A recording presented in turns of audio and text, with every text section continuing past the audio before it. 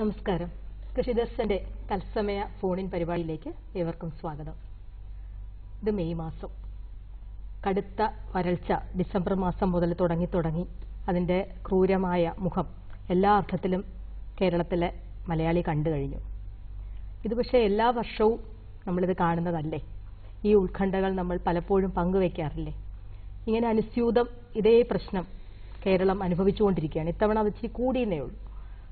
അപ്പോൾ ആ ഒരു അർത്ഥത്തിൽ ഏകദേശം നമ്മുടെ സംസ്ഥാനത്ത് 300 സെന്റിമീറ്ററോളം മഴ യഥേഷ്ടം കാലവർഷത്തിലും തുലാവർഷത്തിലും ഇടവപ്പാതിയിലും വേനൽ മഴയുമായിട്ടുമൊക്കെ നമുക്ക് ഇഷ്ടം പോലെ മഴ ലഭിക്കുന്ന ഒരു സംസ്ഥാനമാണ്. ഈ സംസ്ഥാനത്ത് ഈ വെള്ളം ശാസ്ത്രീയമായിട്ട് നമ്മൾ ഉപയോഗപ്പെടുത്തുന്നുണ്ടോ? നമ്മുടെ പദ്ധതികൾക്ക് എത്ര കണ്ട് ഈ വെള്ളത്തെ നമുക്ക് വരും കാലത്തേക്ക് സ്റ്റോർ ചെയ്യാനോ അല്ലെങ്കിൽ സജ്ജീകരിക്കാനോ ഇനിയുള്ള കൃഷിയിലേക്ക് അത് കൊണ്ടുവരാനോ കഴിഞ്ഞിട്ടുണ്ട്? ഇത് വളരെ പ്രസക്തമായൊരു ചോദ്യമാണ്. ഈ ചോദ്യത്തിലേക്ക് ഇതിന്റെ ഉത്തരങ്ങളിലേക്ക് വഴിവെക്കുന്നതാവട്ടെ ഇന്നത്തെ ഈ തത്സമയ ഫോണിൻ പ്രോഗ്രാം. ഇന്ന് നമ്മളോടൊപ്പം കാർഷിക വിശേഷങ്ങൾ പങ്കുവയ്ക്കാനായി എത്തിയിട്ടുള്ളത് കേരള ലൈഫ് സ്റ്റോക്ക് ഡെവലപ്മെന്റ് ബോർഡിലെ എഞ്ചിനീയറായിട്ടുള്ള അഗ്രികൾച്ചർ എഞ്ചിനീയറായ ശ്രീ KS ഉദയകുമാർ സാറാണ്. തീർച്ചയായും ഈ വിഷയത്തിൽ പ്രസക്തമായ ഉത്തരങ്ങൾ നമുക്ക് പങ്കുവയ്ക്കാമെന്ന പ്രതീക്ഷയോടെ സാറിനെ ഇതിലേക്ക് സ്വാഗതം ചെയ്തുകൊള്ളുന്നു. നമസ്കാരം. നമുക്ക് മഴയിൽ നിന്ന് തന്നെ തുടങ്ങാം.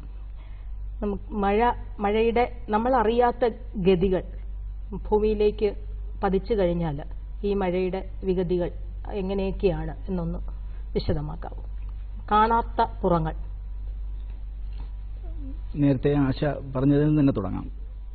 കേരളത്തെ സംബന്ധിച്ചിടത്തോളം മഴ നേരത്തെ പറഞ്ഞതുപോലെ നമുക്ക് കേരളത്തിലാണ് ഈ മറ്റു സംസ്ഥാനങ്ങളെ അപേക്ഷിച്ച് ഏറ്റവും കൂടുതൽ മഴ ലഭിക്കുന്നു എന്ന് അവകാശപ്പെടുന്നൊരു സംസ്ഥാനമാണ് കേരളം. ഏകദേശം ഒരു വീടിനെ മുക്കാൻ ഭാഗത്തിനാണ് മഴ കിട്ടുന്നത്. 3 മീറ്ററാണ്, 300 സെന്റിമീറ്റർ മഴയാണ് വർഷത്തോളം നമുക്ക് കിട്ടിക്കൊണ്ടിരിക്കുന്നത്. ഈ മഴവെള്ളം എന്തുകൊണ്ട് നമുക്ക് വറുതി കാലങ്ങളിലേക്ക് അല്ലെങ്കിൽ വേനൽക്കാലത്തേക്ക് സംരക്ഷിച്ചു വയ്ക്കാൻ പറ്റുന്നില്ല എന്നുള്ളത് ഒരു വലിയൊരു പ്രസക്തമായ ചോദ്യമാണ്. ഈ മഴയുടെ ലഭ്യത അല്പം ഏറ്റക്കുറച്ചിലുണ്ടെങ്കിൽ പോലും കൃത്യമായി നമുക്ക് കിട്ടാറുണ്ട്. അത് പറയുമ്പോൾ തന്നെ മലയാളിയുടെ ധാരാളിത്തത്തെക്കുറിച്ച് നമ്മൾ പറയേണ്ടി വരും. മഴയെ മാത്രം പഴിച്ചുകൊണ്ടോ വേനലിനെ മാത്രം പഴിച്ചുകൊണ്ടോ നമുക്ക് കാര്യമില്ല. പൊതുവെ ഒരു വ്യക്തിക്ക് ആവശ്യമുള്ള വെള്ളത്തിൻ്റെ അളവ് ഏകദേശം 100 ലിറ്ററാണ്. ഈ 100 ലിറ്റർ വെള്ളം ഒരു ദിവസം ആവശ്യമുള്ള വ്യക്തി അതിൽ കൂടുതലാണ് പലപ്പോഴും ഉപയോഗിക്കുന്നത്. പൊതുവെ പറഞ്ഞാൽ 100 ലിറ്റർ ആണെങ്കിലും രാജസ്ഥാൻ അല്ലെങ്കിൽ മഹാരാഷ്ട്രയുടെ ചില ഭാഗങ്ങളിലെല്ലാം ജനങ്ങൾ 20 ലിറ്ററാണ് ഒരു ദിവസം ഉപയോഗിക്കുന്നത്. നമ്മുടെ ഏകദേശം 1/5 ഭാഗം മാത്രം. അവർ സുഭിക്ഷമായി ആ വെള്ളം ഉപയോഗിക്കുന്നെങ്കിൽ മലയാളി അതിൽ കൂടുതലാണ് ഉപയോഗിക്കുന്നത്. നമ്മൾ അനാവശ്യമായി ചിലവാക്കുന്ന വെള്ളം അവിടെയാണ് കൺട്രോൾ ചെയ്യേണ്ടത്. അതാണ് വീട്ടിൽ തന്നെ നമ്മൾ കൺട്രോൾ ചെയ്യണമെന്ന് പറയുന്നത്.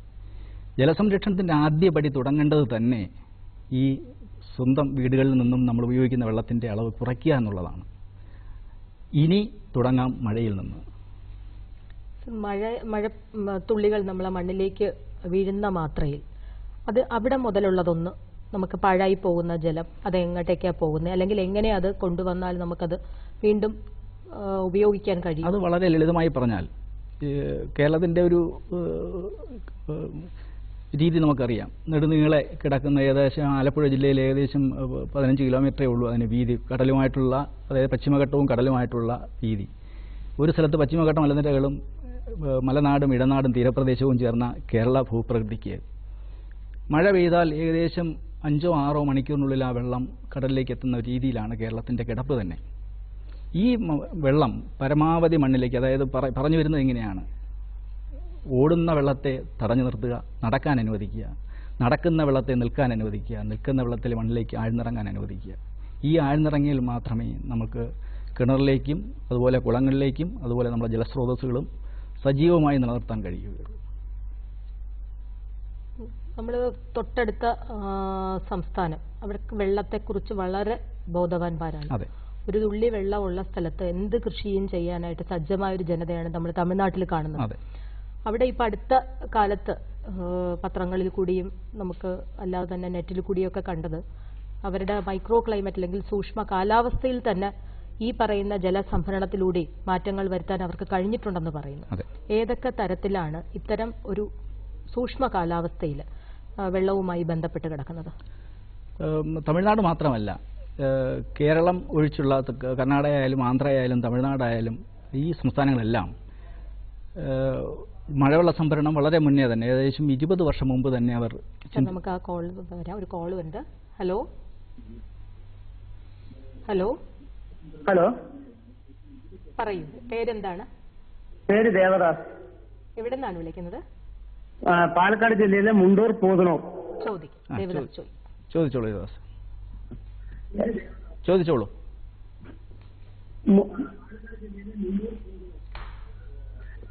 എനിക്കൊരു സാറ് എനിക്കൊരു സംശയം വരുന്നത്, ഇപ്പം ജലങ്ങൾ എവിടെയും കെട്ടിക്കിടക്കാതിരിക്കുന്നത് ഈ തൊഴിലുറപ്പ് കാരണമല്ലേ സാറേ? ജലം കെട്ടിക്കിടക്കാതിരിക്കുന്നത് തൊഴിലുറപ്പ് കൊണ്ടാണോ എന്നോ? ആ, തൊഴിലുറപ്പ് പദ്ധതിയുടെ പ്രവർത്തനത്തിന്റെ ഭാഗമായിട്ട് ഈ പുല്ലൊക്കെ എടുത്ത് കളയുകയും ഇതാക്കുകയും കൊണ്ട് ആഴ്ന്നിറങ്ങാനൊരു അവസരമില്ല എന്ന് പറയാൻ ചോദിക്കൂ. ടിവിയുടെ വോളിയം ഒന്ന് കുറയ്ക്കാവോ ദേവദാസ്? കുറച്ചിട്ട് ചോദ്യത്തിലേക്ക് കടക്കാം.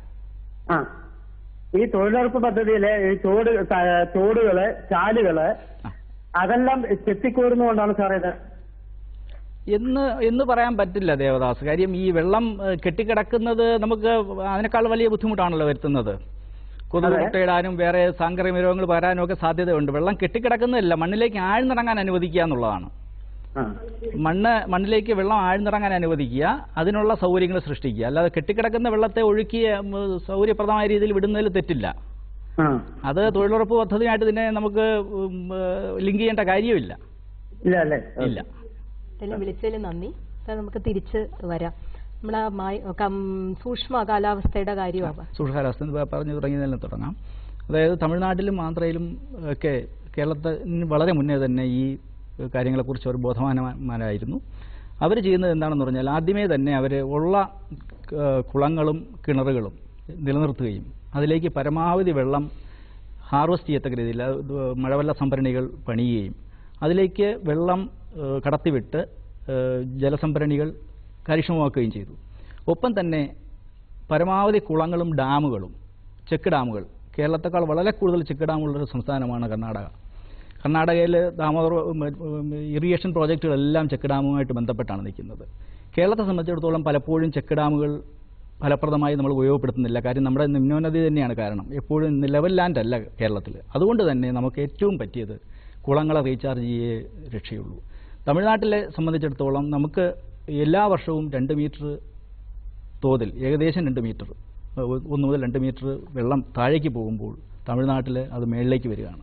ഒരു കാലത്ത് 80 മീറ്റർ ആഴത്തിലുണ്ടായിരുന്ന തമിഴ്നാട്ടിലെ വെള്ളം ഇപ്പോൾ ഏകദേശം 40-30 മീറ്ററിലേക്ക് ഉയരുകയും കേരളത്തെ സംബന്ധിച്ചിടത്തോളം 20 മീറ്റർ ഉണ്ടായിരുന്ന വെള്ളം ഇപ്പോൾ 25-26 മീറ്ററിലേക്ക് താന്നു. അതാണ് കേരളത്തിനും തമിഴ്നാട്ടിനും തമ്മിലുള്ള വ്യത്യാസം. വാട്ടർ ഹാർവസ്റ്റിംഗ്, മഴവെള്ള സംഭരണികൾ, കുളങ്ങളായാലും കിണറുകളായാലും പരമാവധി ജലസംഭരണ മാർഗങ്ങൾ സ്വീകരിച്ചെങ്കിൽ മാത്രമേ ജലം പൂരിതമാക്കാനും മണ്ണ് പൂരിതമാക്കാനും ജലം അതിലേക്ക് ഇനിഞ്ഞിറങ്ങാനും കിണറുകൾ, കുളങ്ങൾ ഇവ സാച്ചുറേഷനിൽ നിന്ന് പരമാവധി വെള്ളം കിട്ടാനും. സൂക്ഷ്മ കാലാവസ്ഥയെക്കുറിച്ച്, സൂക്ഷ്മ കാലാവസ്ഥ അതായത് എല്ലാം വാട്ടർ ബോഡിയായിട്ട് ബന്ധപ്പെട്ടാണ് നമ്മുടെ സംസ്കാരങ്ങൾ മുഴുവൻ നിലനിന്നിരുന്നത്. നൈൽ നദീതട സംസ്കാരമായാലും യൂഫ്രട്ടീസ് ടൈഗ്രീസ് നദീതട സംസ്കാരമായാലും വെള്ളമാണ് ഇതിൻ്റെ എല്ലാം അടിസ്ഥാന ഘടകം. വെള്ളമുള്ള സ്ഥലത്ത് മാത്രമേ മൈക്രോ ക്ലൈമറ്റ് വ്യത്യാസപ്പെടുകയുള്ളൂ. സൂക്ഷ്മജീവികളുടെ വളർച്ചയ്ക്കും പുല്ലുകളുടെയും ചെറുജീവികളുടെയും വളർച്ചയ്ക്കും മനുഷ്യ സംസ്കാരത്തിനും. മനുഷ്യരെല്ലാം വെള്ളമില്ലാത്ത സ്ഥലത്തല്ല ഒരിക്കലും പോയി സെറ്റിൽ ചെയ്യാൻ ഉദ്ദേശിക്കുന്നത്. വെള്ളമുണ്ടെന്ന് ഫ്ലാറ്റിൽ പോലും, വെള്ളമില്ലാത്ത ഫ്ലാറ്റിലേക്ക് ആരും ഫ്ലാറ്റ് എടുക്കാറില്ല. എപ്പോഴും വെള്ളം ഉണ്ടെങ്കിൽ മാത്രമേ ഫ്ലാറ്റ് വരെ വിറ്റ് പോകണമെങ്കിൽ വെള്ളം വേണം.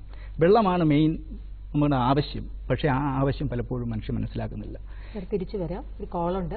ഹലോ ഹലോ ഹലോ, ആരാണ്? എന്റെ പേര് അഷ്മില. ഞാൻ മലപ്പുറത്ത് നിന്ന് വിളിക്കുന്നു. ചോദിക്കാം, കേട്ടു, ചോദിക്കാം. അഷ്മില ചോദിച്ചോളൂ. എനിക്കൊരു ചെറിയ മത്സ്യകൃഷിയും അതുപോലെ ഒരു വാഴകൃഷി ഞാൻ നടത്തുന്നുണ്ട്. അപ്പം ജലക്ഷാമം രൂക്ഷമായ ഈ സാഹചര്യത്തിൽ ആവശ്യമായ രീതിയിൽ ജലം എത്തിച്ചുകൊണ്ട് എങ്ങനെ ഈ കൃഷി എനിക്ക് മികച്ചതാക്കാം? ഇപ്പൊ എങ്ങനെയാണ് വെള്ളം കിട്ടുന്നത് അഷ്മിലയ്ക്ക്?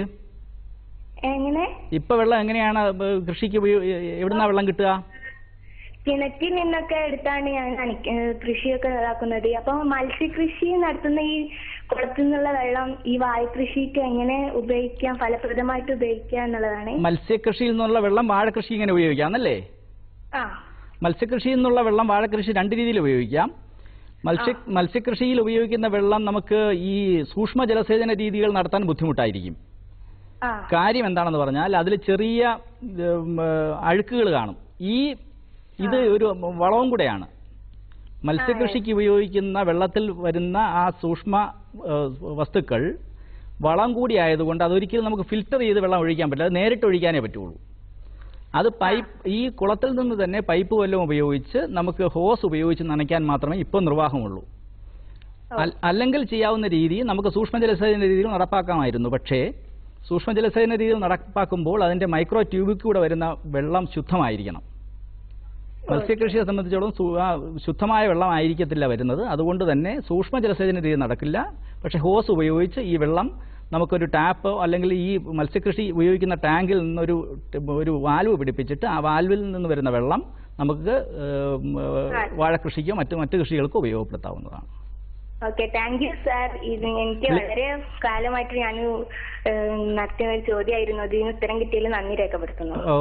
Thank you very much sir. അപ്പം ഞാൻ പറഞ്ഞതെന്ന് വെച്ചാൽ നമുക്കിപ്പം ഞങ്ങളുടെ കൃഷിഭവന്റെ ആ ഏരിയയിലൊക്കെ തന്നെ നോക്കിയാലും പരമ്പരാഗതമായി കൃഷി ചെയ്ത ഏലകൾ, ആ ഏലയിൽ വാഴയും പച്ചക്കറിയും നെല്ലും ഒക്കെ കൃഷി ചെയ്യുന്ന ഏലകളുടെ ഭാഗത്തായിട്ടൊരു തലക്കുളം ഉണ്ടാവാറുണ്ടായിരുന്നു. പക്ഷെ ഇപ്പോൾ അതൊന്നും കാണാറില്ല. അതുകൊണ്ട് തന്നെ കൃഷി അവിടെ അന്യം നിന്ന് പോയിട്ടില്ലെങ്കിലും അവർക്ക് ജലദൗർലഭ്യം വളരെ രൂക്ഷമാണ്. അപ്പോൾ പക്ഷേ ഇപ്പം നമ്മൾ ഒരു കമ്പാരിറ്റീവ് വാല്യുവേഷൻ നടത്തിയാൽ തമിഴ്നാട്ടിലാണെങ്കിൽ ഇത്തരത്തിലുള്ള എറിസ് എന്നങ്ങാണ്ടാണ് അതിന്റെ പേര്. അപ്പോൾ ആ തരത്തിലുള്ള സ്ട്രക്ചേഴ്സ്, വാട്ടർ ഹാർവെസ്റ്റിംഗ് സ്ട്രക്ചേഴ്സ്, ജലസംഭരണികൾ അങ്ങനെ തന്നെ നിലനിർത്തി ഒരു ഭാഗത്തെ വെള്ളം കൂടുതൽ വന്നത് ഓവർഫ്ലോയിങ് കരകവിഞ്ഞ് ആവുകയാണെങ്കിൽ അത് ചാനൽ നെറ്റ്വർക്ക് വഴി അടുത്ത സംഭരണി നിറയ്ക്കുന്ന രീതിയിൽ വെൽ പ്ലാൻഡ് ആയിട്ടാണ് അത് പോകുന്നത്. അതായത് തമിഴ്നാട്ടിലൊക്കെ ചെയ്യുന്നത് ഏറ്റവും മുകളിലൊരു ടാങ്കും അതിൻ്റെ തൊട്ട് താഴെ വീണ്ടും കുളങ്ങളും അങ്ങനെ വന്നിട്ട് ആദ്യത്തെ കുളത്തിൽ നിന്നുള്ള ഓവർഫ്ലോ രണ്ടാമത്തെ കുളത്തിലേക്ക് വന്ന് വീഴുന്നത്. കേരളത്തിലെ നെൽകൃഷി നേരത്തെ പറഞ്ഞതുപോലെ ഏല നിലനിന്ന് മുഴുവൻ തലക്കുളവുമായിട്ട് ബന്ധപ്പെട്ടായിരുന്നു. ഏത് ഏലയും തുടങ്ങുന്നതിൻ്റെ ഏറ്റവും മുകളിൽ എപ്പോഴും ജലസ്രോതസ് അവിടെ ഉണ്ടാകും. അത് ഊറ്റുവഴിയാണ് ആകാം, റീചാർജ് വഴിയാകാം, എങ്ങനെയായാലും തലക്കുളം നിലനിന്നിരുന്നു. ഇപ്പോൾ എന്തുകൊണ്ടോ തലക്കുളങ്ങൾ മുഴുവൻ നികത്തപ്പെടുകയും അതിലേക്ക് വെള്ളം എത്താതെ വരികയും ജനങ്ങൾ പലപ്പോഴും ഈ തുണ്ടുതുണ്ടായ ഭൂമികൾ മുഴുവൻ അവിടെ നികത്തപ്പെടുകയും, അതായത് ഏറ്റവും മേളിലുള്ളതിനേക്കാൾ മേളിൽ ഉയരത്തിന് താഴെ നിന്ന് മണ്ണിട്ട് നികത്തുമ്പോൾ തലക്കുളങ്ങൾ മുഴുവൻ സ്വാഭാവികമായിട്ട് അതിലുള്ള നീർച്ചാലുകൾ, അതായത് മൈക്രോ ട്യൂബ്സ് വഴിയാണ് ഇത് മുഴുവൻ വെള്ളത്തിലേക്ക് റീചാർജ് വരുന്നത്. പലപ്പോഴും നമ്മൾ ഈ മണ്ണിട്ട് നികത്തുമ്പോൾ വരുന്നൊരു ദോഷം ഈ മൈക്രോ ട്യൂബ്സ് മുഴുവൻ അടയുകയും ഇതിലേക്ക് വെള്ളം വരാതിരിക്കുകയും തലക്കുളങ്ങൾ മുഴുവൻ വറ്റുകയും ചെയ്തു. പിന്നെ തലക്കുളങ്ങൾക്ക് ചുറ്റും പ്രത്യേക ഒരു കാവ് പോലെ സംരക്ഷിച്ചിരുന്നു ഒരു കാലത്ത്. കാവ് പോലെ എല്ലാ ചെടികളും കാണും, പുൽച്ചെടികൾ, കുറ്റിച്ചെടികൾ, വൻമരങ്ങൾ, വേലിപ്പടർപ്പുകൾ, പടർന്ന ചെടികൾ, ഇതെല്ലാം കൂടെ ഈ ഒരു ക്ലൈമറ്റാണ് നമുക്ക് വേണ്ടത്. അതായത് ചെറിയ പുല്ലുകളും കുറ്റിച്ചെടികളും വൃക്ഷങ്ങളും പള്ളിപ്പടർപ്പുകളും, ഇതാണ് നമ്മൾ തലക്കുളത്തിൻ്റെ ഒരു ഏകദേശം ഒരു രൂപം. അവിടെയാണ് തലക്കുളം ശരിക്ക് നല്ല രീതിയിൽ ഫംഗ്ഷൻ ചെയ്യുന്നത്. പലപ്പോഴും ഈ കാടുകൾ വെട്ടി നശിപ്പിക്കുകയും തലക്കുളങ്ങൾ ഇല്ലാതാവുകയും ചെയ്തപ്പോൾ ആ ഭാഗത്തെ കൃഷി മുഴുവൻ നശിക്കുകയും അവിടെ ഏല ഇല്ലാതെ വരികയും പച്ചക്കറി പോലും കൃഷി ചെയ്യാൻ പറ്റാത്ത രീതിയിലാണെന്ന് നമ്മുടെ കേരളം മാറിക്കൊണ്ടിരിക്കുന്നത്. ആ ഒരു ഭാഗത്ത് നമുക്കിപ്പോൾ തന്നെ ഒരുപാട് കൃഷിഭവൻ തലത്തിലായാലും മറ്റ് മേഖലകളിലായാലും കിണർ കുഴിക്കുന്നതിനൊക്കെ ഒരുപാട് സബ്സിഡിയും സ്കീമുകളും ഒക്കെ കൊടുക്കുന്നുണ്ട്. അപ്പം ഓരോ പ്രാവശ്യം ആൾക്കാർ വരുമ്പോഴും പുതിയ കിണർ കുത്തുവാണ്. അല്ലെന്നുണ്ടെങ്കിൽ ഇപ്പോൾ ഉള്ള കിണറാണെങ്കിൽ 2-3 വർഷം ആകുമ്പോഴത്തേക്ക് വെള്ളം വറ്റിപ്പോകുന്ന പരാതി, വീണ്ടും താഴ്ച കൂട്ടണം, ആഴം കൂട്ടണം എന്നാണ് പറയുന്നത്. അപ്പം ഇതിനെ നമ്മുടെ ഇതുമായിട്ട് എങ്ങനെ നമുക്ക് ബന്ധപ്പെടുത്താൻ കഴിയും? നമ്മുടെ യഥാർത്ഥ പ്രശ്നവുമായിട്ട് പുതിയ കിണർ കുഴിക്കുന്നത് എന്തെങ്കിലും ഇതുണ്ടോ, നിയതമായ നിയമങ്ങളുണ്ടോ? ഇപ്പോൾ നമുക്ക് ഉദാഹരണത്തിന് പറയാം, ഇന്ന് ഏറ്റവും കൂടുതൽ ഇപ്പോൾ ഈ ഒരു മാസം മുമ്പ് വരെ ഏറ്റവും കൂടുതൽ ജലക്ഷാമം അനുഭവിച്ചുകൊണ്ടിരുന്ന സിറ്റിയിലെ ഏരിയ ജീവിക്കുന്നവരല്ല, ഗ്രാമപ്രദേശത്ത് ജീവിക്കുന്നവരായിരുന്നു. നഗരപ്രദേശങ്ങളിൽ എങ്ങനെയെങ്കിലും വെള്ളം അവർ പമ്പ് ചെയ്ത് ഈ വോട്ട് ബാങ്ക് മാത്രം നോക്കിയതുകൊണ്ട് എങ്ങനെയെങ്കിലും വെള്ളം എത്തിക്കുന്ന രീതിയായിരുന്നു. പക്ഷേ ഗ്രാമപ്രദേശത്തിലുള്ള ചിത്രം അതല്ല.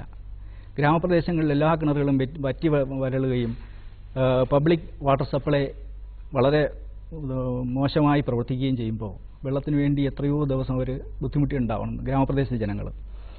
ഇത് വരുമ്പോഴാണ് നമ്മൾ വെള്ളം കിണറുകൾ എങ്ങനെ നമ്മൾ ഭംഗിയായി സൂക്ഷിക്കാം എന്നുള്ള ഒരു ചോദ്യത്തിൻ്റെ പ്രസക്തി വരുന്നത്. തീർച്ചയായും സർ, വളരെ പ്രസക്തമായ ഒരു ഭാഗമാണ്. എന്നാലും നമുക്കൊരു കോളർ വെയിറ്റ് ചെയ്യുവാണ്. ഹലോ ഹലോ ഹലോ, പേരെന്താണ്? മുഹമ്മദ് റിദ്വാൻ, കാസർഗോഡ് നിന്നാണ്. ചോദിക്കാം മുഹമ്മദ്. ഇപ്പൊ വേനൽക്കാലത്ത് കിണറ്റിലെ വെള്ളമൊക്കെ ഗ്രൗണ്ട് ലെവലൊക്കെ കുറഞ്ഞുകൊണ്ട് പോവാണ്.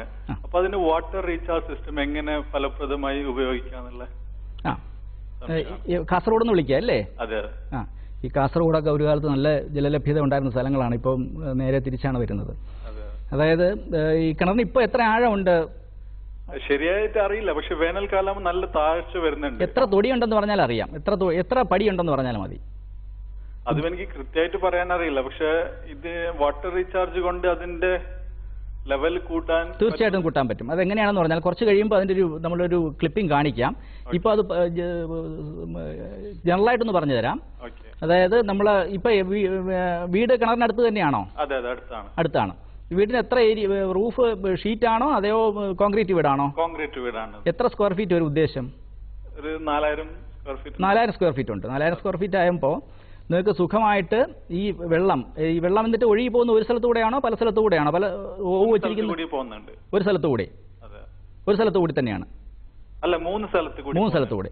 അപ്പൊ ഈ 3 സ്ഥലത്ത് കൂടി പൊയ്ക്കോട്ടെ. ഒരു സ്ഥലത്തുള്ള വെള്ളം, ഏറ്റവും കൂടുതൽ വെള്ളം വരുന്ന സ്ഥലത്തു നിന്നുള്ള ആ പൈപ്പ് എത്ര ഇഞ്ചായിരിക്കും വയ്ക്കുക? 3 ഇഞ്ചാണോ?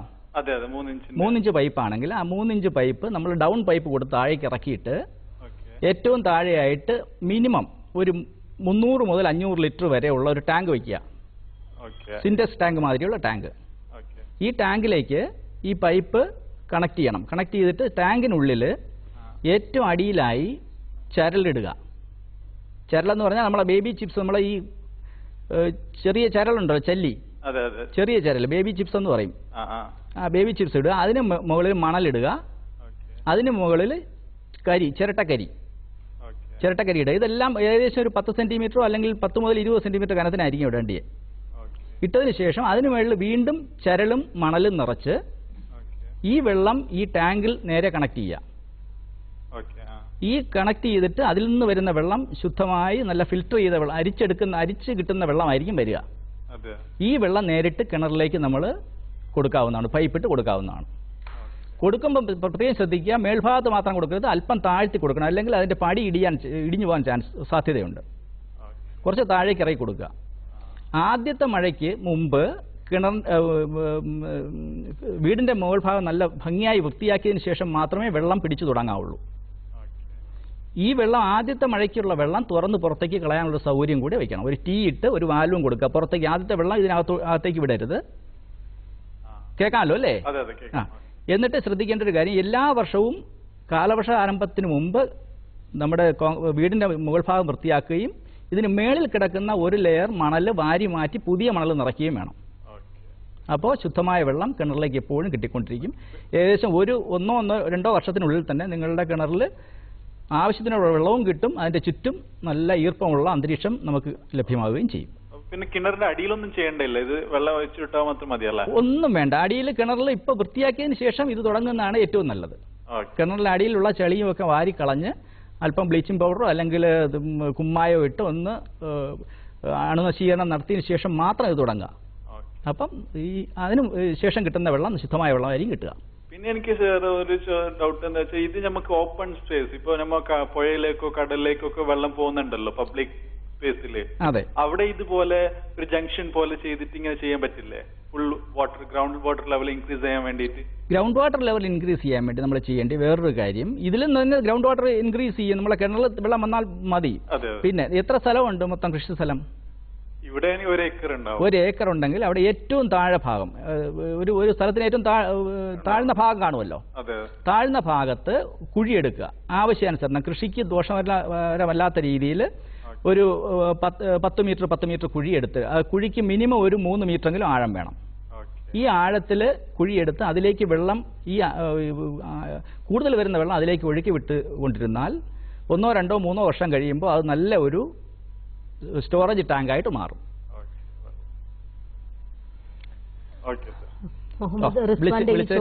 വളരെ പ്രസക്തമാണ്. വളരെ നന്ദി വിളിച്ചതിന്. ഒരുപാട് ആൾക്കാർ ഇപ്പം ബുദ്ധിമുട്ട് അനുഭവിക്കുന്നത് ഈ വെള്ളം വറ്റുക, അല്ലെങ്കിൽ ഒരുപാട് ഗ്രൗണ്ട് വാട്ടർ താഴ്ന്നു പോവുക, പുതിയ കിണർ കുത്തണോ, ഉള്ള കിണറിന് ആഴം കൂട്ടണോ എന്നൊക്കെയാണ്.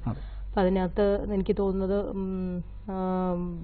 മിക്കവാറും നഗരപ്രദേശങ്ങളിലോ മറ്റെല്ലാം തന്നെയും ജനങ്ങൾക്കൊരു പ്രത്യേക വികാരം തന്നെയുണ്ട്. അവരവരുടെ വീട് എല്ലാം സിമെന്റ് ഇട്ടോ ടൈലിട്ടോ ഇതാക്കിയിട്ട് അവിടെ വീഴുന്ന എല്ലാ വെള്ളവും റോഡിലേക്ക് തുറന്നു വിടുക. റോഡിലും നിൽക്കാൻ വെള്ളക്കെട്ടും റോഡും പ്രശ്നങ്ങളും ഒക്കെ ആയി നമ്മുടെ വീടിന് തന്നെ പ്രശ്നം, വേസ്റ്റിന്റെ പ്രശ്നം പോലെ തുടങ്ങുവാണ്. അപ്പോൾ ഇതിനകത്ത് ഒരു നല്ലൊരു പരിഹാരമാണ് സാർ ഇപ്പം തൊട്ടു മുമ്പിലത്തെ ചോദ്യത്തിന് ഉത്തരമായി പറഞ്ഞത്. അപ്പം അതിന് കുറച്ചുകൂടി മനസ്സിലാകുന്ന രീതിയിൽ നമ്മുടെ വീഡിയോ കാണാം. അത് ഇപ്പം നേരത്തെ മുൻ ചോദ്യകർത്താവ് വിളിച്ചതുപോലെ അത് നമുക്കൊന്ന് നേരിട്ട് കണ്ട് നമുക്ക് മനസ്സിലാക്കാം വെള്ളം എങ്ങനെയാണ് നമ്മൾ ഹാർവെസ്റ്റ് ചെയ്യുന്നത്. ടെറസിൽ വീഴുന്ന മഴവെള്ളത്തെ, അല്ലെങ്കിൽ ഓടിന്റെ പുറത്ത് വീഴുന്ന, അല്ലെങ്കിൽ നമ്മുടെ പുരപ്പുറത്ത് വീഴുന്ന മഴവെള്ളത്തെ വളരെ ലളിതമായി ശുദ്ധീകരിച്ച് കിണറുകളിലേക്ക് കൊണ്ടുപോകാവുന്നതാണ്. അത്തരത്തിലുള്ള കിണർ റീചാർജിന്റെ വിജയിച്ച ഒരു കഥ പറയുക എന്നുള്ളതാണ് ഉദ്ദേശിക്കുന്നത്. ഇതിലൂടെ കേരളത്തിലെ ഏതൊരു ആളിനും വളരെ ലളിതമായി കിണർ നിറയ്ക്കുവാനും റീചാർജ് ചെയ്യുവാനും കഴിയും. ഇവിടെ 2 തരത്തിലുള്ള ടെറസ് നമുക്ക് കാണാം. 2ാമത്തെ നിലയുടെ ടെറസുമുണ്ട്, 1ാമത്തെ നിലയിലും. മുകളിലത്തെ നിലയിലെ ടെറസിലെ വെള്ളം താഴെ വരുന്നു. ഈ ടെറസിലെ വെള്ളമാണ് വീണ്ടും താഴേക്ക് പോകുന്നത്. താഴേക്ക് പോകുന്നതിന് ഒരു ഡൗൺ പൈപ്പ് സ്ഥാപിച്ചിട്ടുണ്ട്. ആ ഡൗൺ പൈപ്പിലൂടെ ഇറങ്ങുന്ന മഴവെള്ളത്തെ താഴെ സ്ഥാപിച്ചിരിക്കുന്ന ഒരു ഫിൽട്ടർ ടാങ്കിൽ ഏറ്റവും കുറഞ്ഞത് ഒരു 300 ലിറ്റർ വെള്ളമെങ്കിലും കൊള്ളുന്ന ഒരു സംവിധാനം ഉണ്ടാവുക എന്നുള്ളതാണ്. സിമന്റ് കൊണ്ടോ ഫൈബർ ടാങ്കുകളോ മറ്റേത് തരത്തിലുള്ള അലുമിനിയമോ സ്റ്റീലോ ഏത് തരത്തിലുള്ള അടച്ച ടാങ്ക് നമുക്ക് ഉപയോഗിക്കാവുന്നതാണ്. ആ ടാങ്കിൽ വ്യത്യസ്തമായ ജലശുദ്ധീകരണ സംവിധാനങ്ങൾ ഉൾപ്പെടുത്തിയ ഒരു ഫിൽറ്ററാണ് പ്രവർത്തിക്കുന്നത്. ഫിൽറ്ററിൽ ഏറ്റവും താഴെയായി 3/4 ഇഞ്ചിന്റെ ചല്ലി അഥവാ മെറ്റലാണ് നാം നിറയ്ക്കുന്നത്.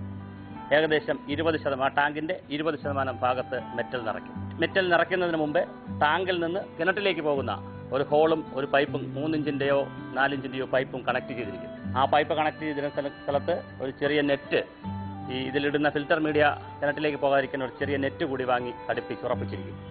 അങ്ങനെ നെറ്റ് ഘടിപ്പിച്ച 3 ഇഞ്ചോ 4 ഇഞ്ചോ പൈപ്പ് പുറത്തേക്ക് ഘടിപ്പിച്ചിരിക്കുന്ന ടാങ്കിന്റെ ഏറ്റവും അടിവശത്ത് ചല്ലി നാം നിരത്തുന്നു. മെറ്റൽ 20% സ്ഥലത്ത് കഴിഞ്ഞാൽ അടുത്തൊരു 20% സ്ഥലത്ത് ഏറ്റവും നന്നായ മണൽ, പരുക്കൻ മണൽ കഴുകി വൃത്തിയാക്കി നാം ഇടുന്നു. പിന്നെ ഒരു 20% സ്ഥലത്ത് ചിരട്ടക്കരി നാം ഉപയോഗിടുന്നു. ചിരട്ടക്കരി ഇടുന്നത് അന്തരീക്ഷത്തിലെ കാർബണെ ഡീആക്ടിവേറ്റ് ചെയ്ത് കാർബണിന്റെ എന്തെങ്കിലും സ്വാധീനമുണ്ടെങ്കിൽ വെള്ളത്തിൽ വരാതിരിക്കുവാനാണ്. അത് കഴിഞ്ഞ് ഒരു 10% സ്ഥലത്ത് നാം വീണ്ടും മണലും ഒരു 10% സ്ഥലത്ത് നാം മെറ്റൽ ഒന്നുകൂടി 3/4 ഇഞ്ചിന്റെ മെറ്റൽ ഇടുന്നു. ഇങ്ങനെ 5 ലെയർ. ഏറ്റവും താഴെ മെറ്റൽ, തുടർന്ന് മണൽ, ചിരട്ടക്കരി, ചെറിയ തോതിൽ മണൽ, വീണ്ടും ചെറിയ തോതിൽ മെറ്റൽ. അതിന്റെ ഏറ്റവും മുകളിലായി ഒരു 10 മുതൽ 20 അല്ലെങ്കിൽ 30% വരെ, പരമാവധി 30% വരെ വാക്വമായി ശൂന്യമായി നാം ഇട്ടിരിക്കും. ഫിൽട്ടർ ടാങ്കിന്റെ ഏറ്റവും മുകൾ ഭാഗത്ത് മഴവെള്ളം വന്ന് വീഴുന്നു. ഞാൻ സൂചിപ്പിച്ചതുപോലെ വിവിധ അറകളിലൂടെ, ചല്ലിയിലൂടെ, മെറ്റലിലൂടെ, മണലിലൂടെ, ചാർക്കോളിലൂടെ, ചിരട്ടക്കരിയിലൂടെ, വീണ്ടും മണലിലൂടെ, മെറ്റലിലൂടെ ഇറങ്ങി നെറ്റ് വഴിയാണ് കിണറ്റിലേക്ക് വെള്ളം പോകുന്നത്. ഈ പോകുന്ന വഴിക്ക് അത് നമുക്ക് താഴെ കാണാം, ഒരു ഫസ്റ്റ് ഫ്ലഷ് സംവിധാനം വെച്ചിട്ടുണ്ട്. ഈ ടെറസ് ഇപ്പോൾ വളരെ ശുദ്ധമാണെങ്കിലും ചില മേൽക്കൂരകളിൽ എന്തെങ്കിലുമൊക്കെ പൊടിപടലങ്ങളോ കായ്കനികളോ സമീപത്തുള്ള ഇലയോ ഒക്കെ പൊഴിഞ്ഞു വീഴാം. ഒരു ഫസ്റ്റ് ഫ്ലഷ് സംവിധാനം വയ്ക്കുകയും ഫിൽറ്ററിലേക്ക് പോകാതെ അതിന് മുന്നേ തന്നെ ആ ഫസ്റ്റ് ഫ്ലഷ് ഓപ്പൺ ചെയ്യുമ്പോൾ പുരപ്പുറത്തെ വെള്ളം, ടെറസിലെ വെള്ളം, മലിനവസ്തുക്കൾ കടന്നിട്ടുണ്ടെങ്കിലും അത് ഭൂമിയിലേക്ക് പോകും. നമ്മുടെ ടെറസും പുരപ്പുറവും വൃത്തിയായി എന്ന് ഉറപ്പാകുമ്പോൾ ഫസ്റ്റ് ഫ്ലഷ് സംവിധാനം ക്ലോസ് ചെയ്യുമ്പോൾ, ആ ടാപ്പ് ക്ലോസ് ചെയ്യും, വാൽവ് ക്ലോസ് ചെയ്യുമ്പോൾ, അടയ്ക്കുമ്പോൾ അത് വീണ്ടും മഴവെള്ളം വരികയും അത് നമ്മുടെ ഫിൽട്ടർ ടാങ്കിലെത്തുകയും തുടർന്ന് കിണറ്റിലേക്ക് എത്തുകയുമാണ് ചെയ്യുന്നത്. ഈ പൈപ്പിൽ ഒരു വാൽവ് വെച്ചിട്ടുണ്ട്. ഈ വാൽവാണ് ഫസ്റ്റ് ഫ്ലഷ് വാൽവ് എന്നറിയപ്പെടുന്നത്. ഈ പൈപ്പാണ് ഫസ്റ്റ് ഫ്ലഷ് പൈപ്പ് എന്ന് ഉദ്ദേശിച്ചത്. ഈ വാൽവ് തുറന്നിടുന്ന സമയത്ത് ആദ്യം പെയ്യുന്ന മഴകളിലെ മഴവെള്ളം ടെറസ് വൃത്തിയാക്കി പല രൂപത്തിൽ ഇതിലൂടെ പുറത്തേക്ക് പോകും. ഒരു കാരണവശാലും അത് കിണറിലേക്ക് പോവുകയില്ല. ടെറസിന്റെ മുകൾ വശമെല്ലാം ശുദ്ധിയായി എന്ന് ഉറപ്പാകുമ്പോൾ ഈ ടാപ്പ് ക്ലോസ് ചെയ്ത് കൊടുത്താൽ അതിനനുസരിച്ച് മഴവെള്ളം നേരിട്ട് ഈ ഫിൽട്ടർ ടാങ്കിലേക്ക് വരികയും, നേരത്തെ സൂചിപ്പിച്ചതുപോലെ ഫിൽട്ടർ ടാങ്കിൽ ചേർത്തിരിക്കുന്ന വിവിധ ലെയറുകളിലുള്ള ഏറ്റവും മുകളിൽ മെറ്റൽ, മണൽ, ചിരട്ടക്കരി, വീണ്ടും മണൽ, വീണ്ടും മെറ്റൽ എന്ന ക്രമത്തിൽ അടുക്കിയിരിക്കുന്നു. അതിനുശേഷം ഈ ഭാഗത്ത് അകത്ത ഭാഗത്തായി, ടാങ്കിന്റെ അകത്ത ഭാഗത്തായി ഒരു നെറ്റ് ഘടിപ്പിച്ചിട്ടുണ്ട്. നെറ്റിൽ നിന്ന് പുറത്തേക്ക് ഒരു PVC പൈപ്പ് ഘടിപ്പിക്കുകയും അത് ഉറപ്പിച്ചിട്ടുണ്ട്. ആ PVC പൈപ്പിനെയാണ് ഇതിനകത്ത് കൂടെ കട്ട് ചെയ്ത് കിണറിനകത്തേക്ക് കൊണ്ടുവന്ന് വെള്ളം കടത്തിവിടുന്നത്.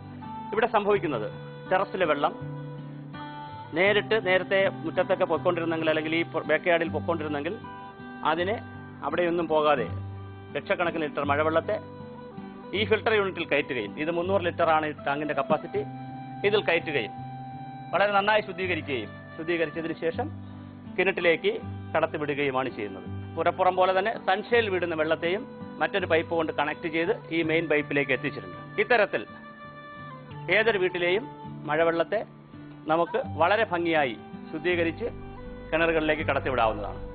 ഇനി ജൂൺ മാസത്തിൽ നന്നായി കിണർ നിറഞ്ഞു പോവുകയാണെങ്കിൽ, വലിയ മഴ വന്ന് നിറഞ്ഞു പോവുകയാണെങ്കിൽ, പ്രതീക്ഷിക്കാത്ത വർഷങ്ങളിൽ വളരെ വലിയ മഴ വരികയാണെങ്കിലും നമ്മുടെ കൺട്രോൾ സിസ്റ്റം തുറന്നിട്ടാൽ ആ അധികമുള്ള വെള്ളമല്ല പുറത്തു പോകും. നമുക്ക് കിണറിൽ വെള്ളം കുറഞ്ഞു പോകുമ്പോൾ കടത്തിവിടുകയും വളരെ കൂടിപ്പോയി എന്ന് പറയുമ്പോഴും കൺട്രോൾ ചെയ്യാം. എന്തെങ്കിലും പൊടിപടലമോ എന്തെങ്കിലും മറ്റ് വസ്തുക്കളോ ടെറസിൽ ഉണ്ടെങ്കിൽ അതിനെയും കൺട്രോൾ ചെയ്ത് പുറത്ത് കളയുന്നതിന് വേണ്ടി നിയന്ത്രിച്ച് പുറത്ത് കളയുവാനും ഈ ഫസ്റ്റ് ഫ്ലഷ് സിസ്റ്റം ഉപയോഗിക്കാവുന്നതാണ്. ഇത് തന്നെ ഫിൽട്ടർ ചെയ്ത് പോകുന്ന വഴിക്ക് നമുക്ക് വേണമെങ്കിൽ ഒന്നുകൂടി ഡൈവേർട്ട് ചെയ്ത് ഇതൊരു ടാങ്കിൽ വേണമെങ്കിലും നമുക്ക് മഴവെള്ളത്തെ സംഭരിച്ച് ടാങ്കിൽ ഉപയോഗിക്കാം. ടാങ്കിൽ നിന്ന് വീണ്ടും വേണമെങ്കിൽ നമുക്ക് കിണറിലേക്ക് റീചാർജ് ചെയ്യാം. ആളുകൾക്ക് നന്നായിട്ട് മനസ്സിലായി എന്ന് വിശ്വസിക്കുന്നു. തീർച്ചയായും സാർ, നമുക്ക് നമ്മുടെ കിണറൊക്കെ കുത്തുമ്പോഴേ, കിണറും അതുപോലെ തന്നെ കുഴൽക്കിണറും ഒക്കെ കുത്തുമ്പോൾ ശാസ്ത്രീയമായിട്ട് എന്തെങ്കിലും നിയമങ്ങളുണ്ടോ നമ്മൾ പാലിക്കേണ്ടത്? ഇപ്പം സാധാരണ രീതിയിൽ ഒരാൾക്ക് കിണർ കുത്തണം, അത് എന്താവശ്യത്തിലാണെങ്കിലും ഒന്നും നോക്കാതെ അവിടെ അങ്ങ് കുത്തുക പതിവ്.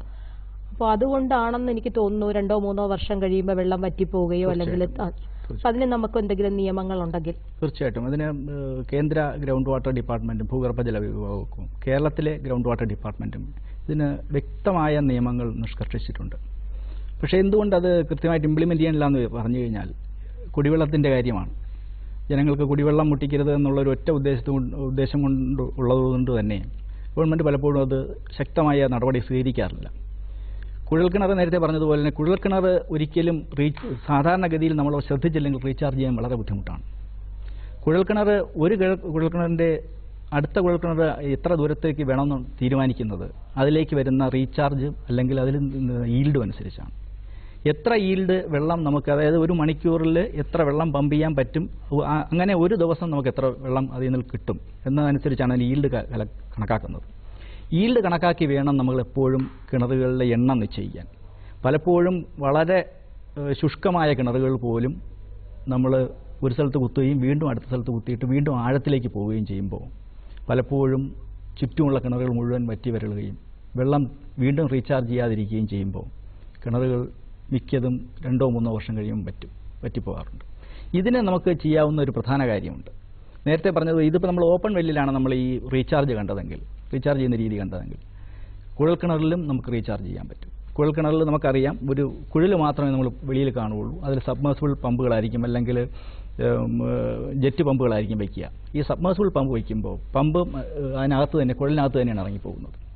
ഈ വെള്ളം റീചാർജ് ചെയ്യണമെങ്കിൽ ഈ കുഴൽക്കിണർ ഏകദേശം ഒരു 10 ഇഞ്ചോ അല്ലെങ്കിൽ 12 ഇഞ്ചോ വ്യാസമേ കാണുകയുള്ളൂ.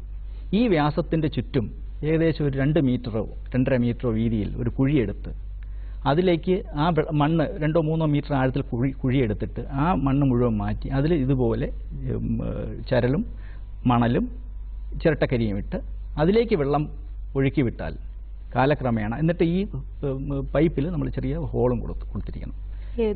ഈ മെറ്റൽ പൈപ്പിൽ ഹോൾ കൊടുക്കുമ്പോൾ ഹോളും കൊടുത്ത് ഒരു നേരത്തെ പറഞ്ഞ പോലെ ഒരു നൈലോൺ നെറ്റ് ഇട്ട് കെട്ടുക ഫിൽറ്ററിങ്ങിന് വേണ്ടി. ഇതിൽ കൂടി ഈ ഫിൽറ്റർ മീഡിയയിൽ കൂടി അരിച്ചെത്തുന്ന വെള്ളം ഒരിക്കലും തരി അകത്ത് പോകാതിരിക്കാനാണ് ഈ പ്ലാസ്റ്റിക് നെറ്റ് ഇടുന്നത്. ഈ പ്ലാസ്റ്റിക് നെറ്റ് കൂടെ വെച്ച് കഴിയുമ്പോൾ ഇതിലേക്ക് വരുന്ന ശുദ്ധമായ വെള്ളം ഇതിലേക്ക് ഊറി നിറയുകയും ഗ്രൗണ്ട് വാട്ടർ റീചാർജ് വളരെ വേഗത്തിൽ നടക്കുകയും ചെയ്യുന്നു. അതുകൂടി ഇനി വരുന്ന കുഴൽക്കിണർ കുത്തുമ്പോൾ ശ്രദ്ധിച്ചാൽ ഭാവിയിൽ കുഴൽക്കിണറിലും റീചാർജ് ചെയ്യാനുള്ള സൗകര്യം ഉണ്ടാവും. പിന്നെ കുഴൽക്കിണർ കുത്തുന്നത് ഓരോ കിണറിൻ്റെയും എത്ര ഈൽഡ് അനുസരിച്ചാണ് കുഴൽക്കിണറിൻ്റെ എണ്ണം നിശ്ചയിക്കുന്നത്. ഒരു സ്ഥലത്ത് ഇപ്പോൾ 8-10 കിണർ കുത്തിയിരിക്കുന്നിടത്ത് ഒരു കിണർ പോലും കുത്താനുള്ള സാധ്യത കുറവായിരിക്കും. എങ്കിലും അത് കൃത്യമായ സ്റ്റഡി നടത്താതെ എത്ര വെള്ളം കിട്ടുമെന്നുള്ള സ്റ്റഡി നടത്താതെ നമ്മൾ ചെയ്യുന്നതുകൊണ്ടാണ്. പലപ്പോഴും ഈ കുഴൽക്കിണർ കുത്തുന്നത് പ്രൈവറ്റ് ഏജൻസികളാണ്. സർക്കാർ ഏജൻസി ചെയ്താൽ അവർ കൃത്യമായ റിപ്പോർട്ടിൻ്റെ അടിസ്ഥാനത്തിൽ മാത്രമേ ചെയ്യുകയുള്ളൂ. അവിടെ വന്ന് സ്ഥല പരിശോധന നടത്തി എത്ര ആഴത്തിൽ വെള്ളം കിട്ടും, എത്ര വെള്ളം അതിൽ നിന്ന് ലഭ്യമാണ് എന്നുള്ള രീതിയിലുള്ള കണക്കുകൾ ഇന്ന് ഗ്രൗണ്ട് വാട്ടർ ഡിപ്പാർട്ട്മെൻറ്റ് ചെയ്യുന്നു. സംസ്ഥാന സർക്കാരിൻ്റെ ഗ്രൗണ്ട് വാട്ടർ ഡിപ്പാർട്ട്മെൻറ്റ് ചെയ്യുന്നുണ്ട്. അവരെ കൊണ്ട് അങ്ങനെ ഒരു സ്റ്റഡി നടത്തി കഴിഞ്ഞാൽ ഈ എത്ര അകലത്തിൽ കിണർ വേണമെന്നുള്ള ഒരു കൃത്യമായി നിഷ്കർഷിക്കുന്നതാണ്. ഒരു കിണർ കഴിഞ്ഞാൽ തൊട്ടടുത്ത കിണർ എത്ര അകലത്തിൽ വേണം എന്നുള്ളത് അതിന്റെ റീചാർജ് അല്ലെങ്കിൽ എത്ര വെള്ളം എടുക്കാൻ പറ്റുന്ന ഈൽഡ് അനുസരിച്ചാണ്, അല്ലാതെ ഒരു സ്പേസിംഗ് ഇല്ല. കേരളത്തെ സംബന്ധിച്ചിടത്തോളം ഇപ്പോൾ എല്ലാവരും, അതായത് ഈ നഗരപ്രദേശങ്ങളിലേക്ക് കൂടുതൽ ആൾക്കാർ കടന്നു വരികയും ഏരിയ 3, 4, 5 സെന്റായി കുറയുകയും ചെയ്യുമ്പോൾ എല്ലാവരുടെയും കാർ ഷെഡിനടിയിൽ കിണറാണ്. കാർ ഷെഡിനടിയിൽ കിണർ കൂടാതെ തന്നെ കാർ ഷെഡിനടിയിൽ സെപ്റ്റി ടാങ്കുമാണ്. സെപ്റ്റി ടാങ്കും കിണറും ഒരുമിച്ചാണ് നിൽക്കുന്നത്.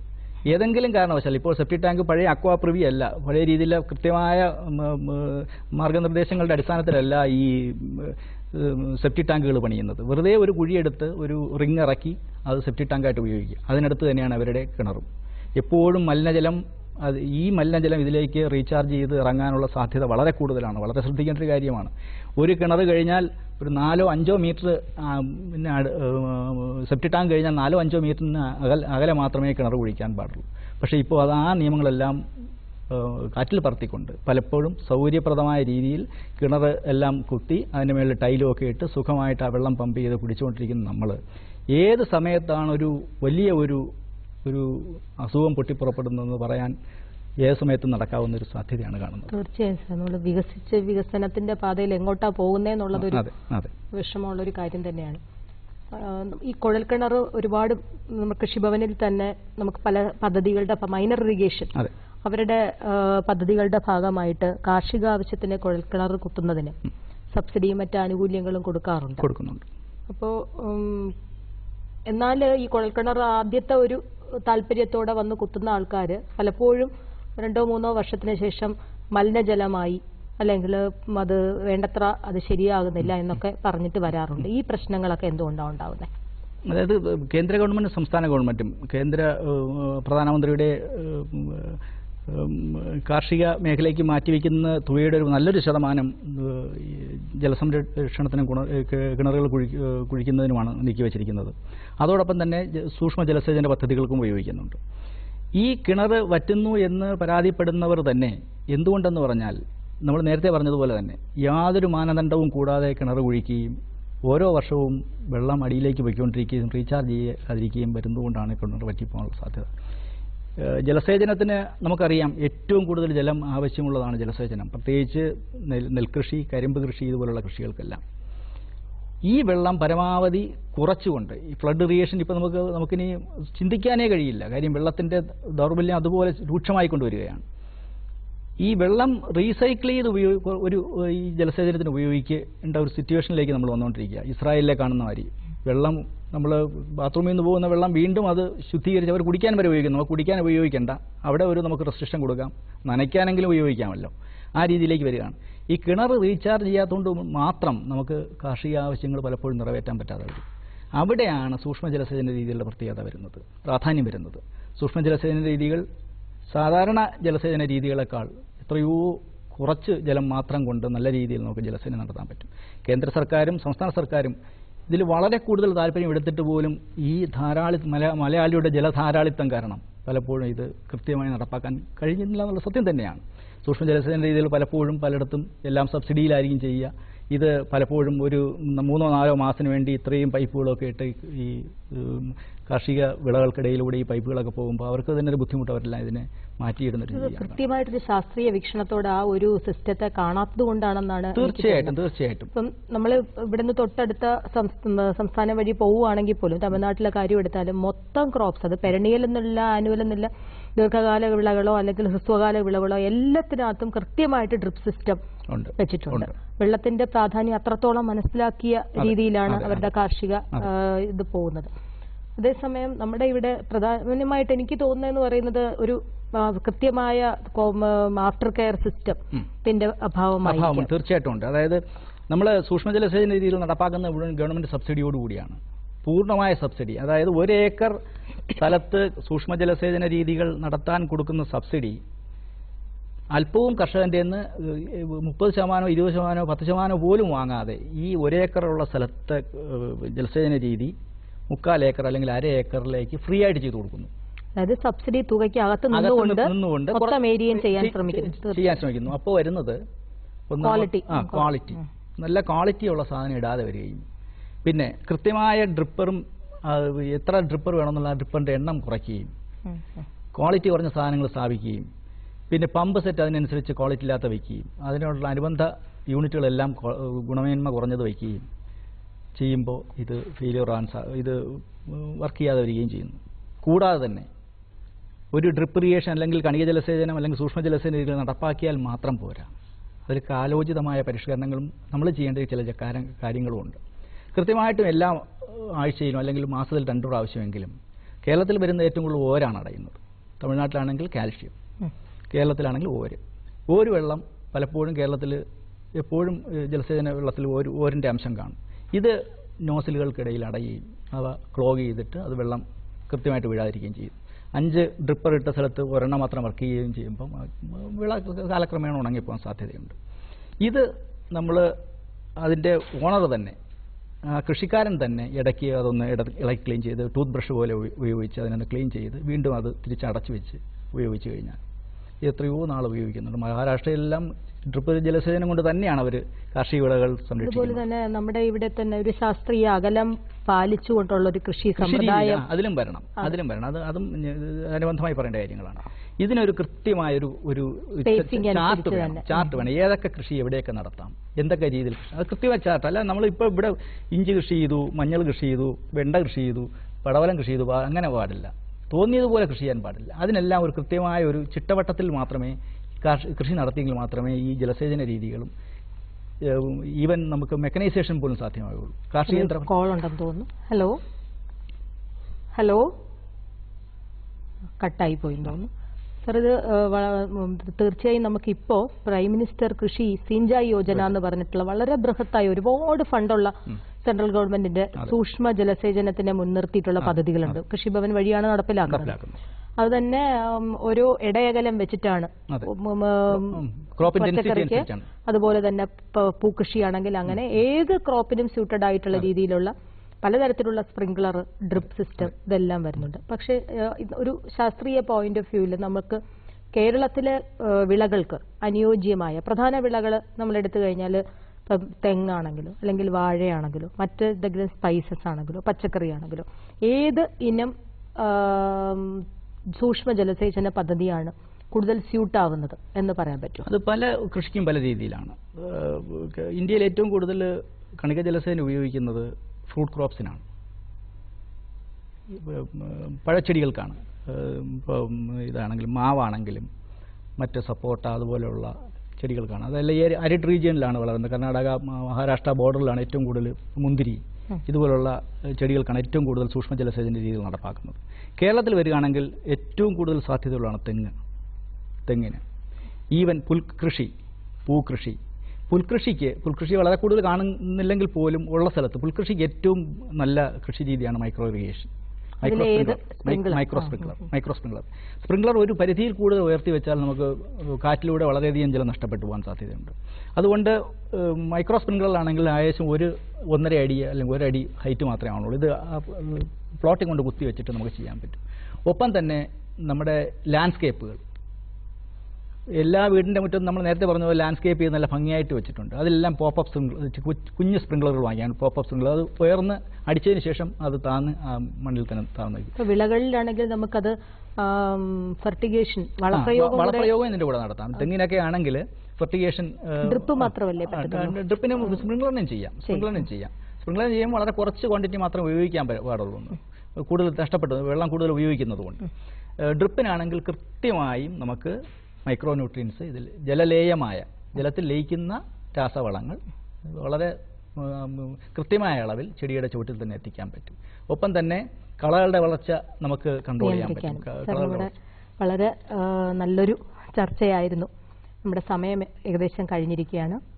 തീർച്ചയായും കേരളത്തിൽ ഏറ്റവും പ്രസക്തമായ വിഷയങ്ങളിൽ ഒന്ന് തന്നെയാണ് നമ്മുടെ ഈ ചർച്ച ചെയ്ത വെള്ളത്തിന്റെ ശാസ്ത്രീയമായ രീതിയിലുള്ള സംഭരണവും വിനിയോഗവും. തീർച്ചയായും ഈ ചോദ്യത്തിൽ ഒരുപാട് കാര്യങ്ങൾ പ്രേക്ഷകർക്ക് നേരിട്ട് അതിഥിയോട് പറയാൻ കാണും. നമുക്ക് നേരിട്ട് ചോദിക്കാൻ വേണ്ടി അദ്ദേഹത്തിന്റെ അഡ്രസ്സ് വായിക്കുന്നു. KS Udayakumar, agriculture engineer, hi-tech farm, KLD board, Gokulam, Pattam, Thiruvananthapuram. Phone number 9446004363. പ്രേക്ഷകരുടെ മനസ്സിൽ ബാക്കിയായിരിക്കുന്ന ചോദ്യങ്ങൾ തീർച്ചയായും ഉദയകുമാർ സാറിനെ നേരിട്ട് വിളിച്ച് ചോദിക്കാവുന്നതാണ്.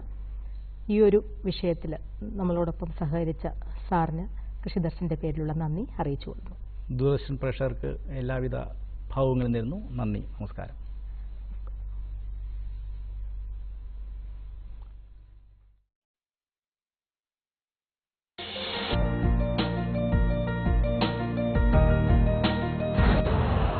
यूरिया का स्वदेशी उत्पादन 70 लाख टन बढ़ाने के लिए 6 उर्वरक संयंत्रों का उद्धार किया जा रहा है। FCIL के गोरखपुर, सिंदरी, तलचर और रामागुंडम संयंत्र, HFCL की बरौनी इकाई और BVFCL की नामरू पोर्ट। सोने पर सुहागा ये है कि देश में अब बनेगा सिर्फ नीम लेपित यूरिया, क्योंकि इससे होगा किसानों का फायदा ही फायदा। अनाज का उत्पादन 10% तक बढ़ेगा। बढ़ेगी 10 से 15% नाइट्रोजन क्षमता।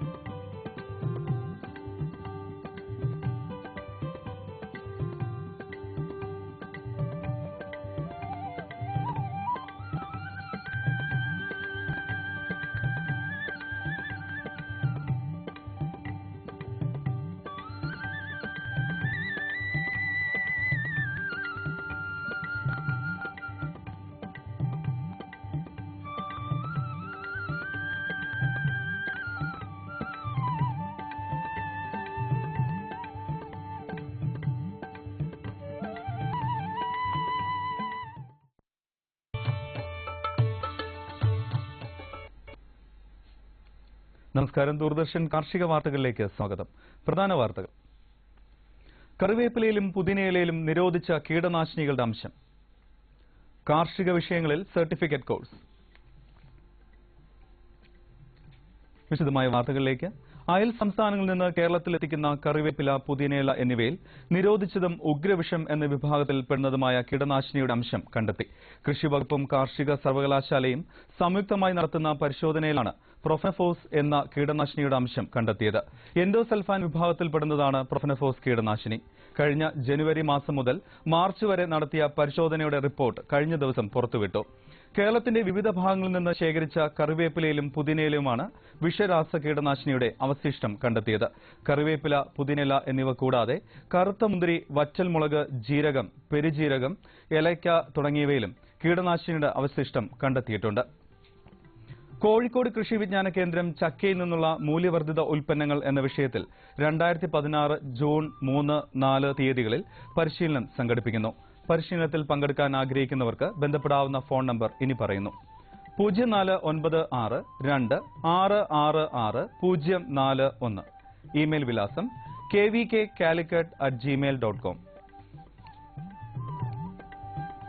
പത്തനംതിട്ട കാർഡ് കൃഷി വിജ്ഞാന കേന്ദ്രം ഇഗ്നോയുടെ ജൂലൈ മാസത്തിൽ ആരംഭിക്കുന്ന കാർഷിക കോഴ്സുകൾക്ക് അപേക്ഷ ക്ഷണിച്ചു. മെയ് 30 അപേക്ഷ ലഭിക്കേണ്ട അവസാന തീയതി. +2 പാസ്സായവർക്ക് അപേക്ഷിക്കാം. ജൈവ കൃഷി, തേനീച്ച പരിപാലനം, ശാസ്ത്രീയ വിളവെടുപ്പ്, പഴം പച്ചക്കറി ഉൽപ്പന്ന വൈവിധ്യവൽക്കരണം എന്നീ വിഷയങ്ങളിൽ 6 മാസം മുതൽ 1 വർഷം വരെ നീളുന്ന സർട്ടിഫിക്കറ്റ് കോഴ്സുകളാണ് നടത്തുന്നത്. കൂടുതൽ വിവരങ്ങൾ ലഭ്യമാകുന്നതിന് ബന്ധപ്പെടാവുന്ന phone number 0465662094, extension number 12. Phone number ഒരിക്കൽ കൂടി 0465662094, എക്സ്റ്റൻഷൻ നമ്പർ 12.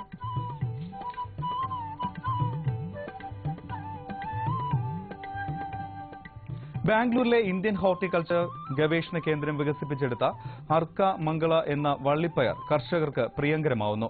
1 ഹെക്ടറിൽ നിന്ന് 25 ടൺ വരെ വിളവ് തരാൻ കഴിയുന്ന ഇനമാണ് അർക്ക മംഗള.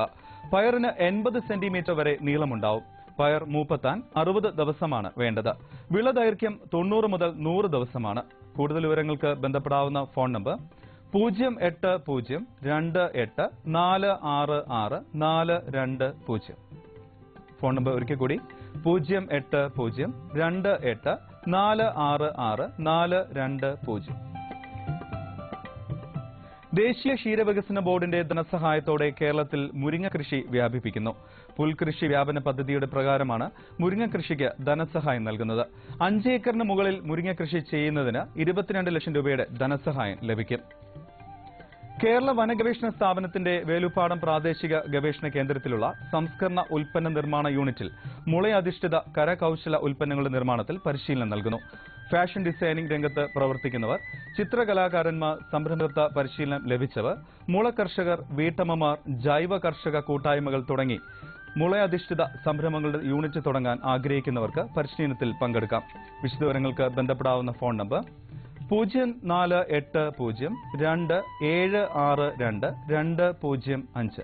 Mobile number 9447126861. ഫോൺ നമ്പർ ഒരിക്കൽ കൂടി 0482276205. Mobile number 9447126861. കമ്പോള നിലവാരം. വെളിച്ചെണ്ണ കൊച്ചി ക്വിന്റലിന് 7600 രൂപ, കോഴിക്കോട് 8600, തൃശൂർ 7600. കൊപ്ര കൊച്ചി 5215, കോഴിക്കോട് 5250, തൃശൂർ 5285. കുരുമുളക് അൺഗാർബിൾഡ് 69300, ഗാർബിൾഡ് 72300. ചുക്ക് മീഡിയം 16500, ബെസ്റ്റ് 18000. മഞ്ഞൾ Salem 10700, ഈറോഡിൽ 10900.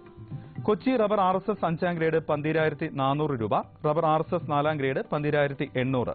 Kottayam rubber RSS 5ാം grade 12400 രൂപ, റബ്ബർ RSS 4ാം ഗ്രേഡ് 12800 രൂപ. കമ്പോള നിലവാരം കൊച്ചിയിൽ.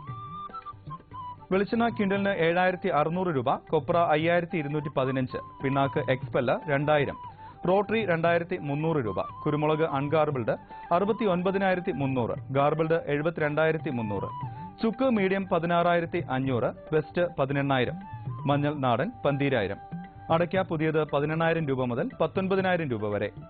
ജാതിക്ക തൊണ്ടൻ കിലോഗ്രാമിന് 160 രൂപ മുതൽ 180 രൂപ വരെ. ജാതിക്ക തൊണ്ടില്ലാത്തത് 350 മുതൽ 380 വരെ.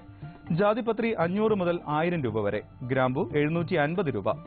റബ്ബർ RSS 5ാം ഗ്രേഡ് ക്വിന്റലിന് 12400 രൂപ, റബ്ബർ RSS 4ാം ഗ്രേഡ് 12800 രൂപ. ഒട്ടുപാൽ 8000, ലാറ്റക്സ് 9500 രൂപ. കാലാവസ്ഥ. കണ്ണൂർ കൂടിയ താപനില 37.7 ഡിഗ്രി സെൽഷ്യസ്, കുറഞ്ഞ താപനില 27.2 ഡിഗ്രി സെൽഷ്യസ്. കോഴിക്കോട് 36.2, 27.6. കൊച്ചി 32.6, 25.2.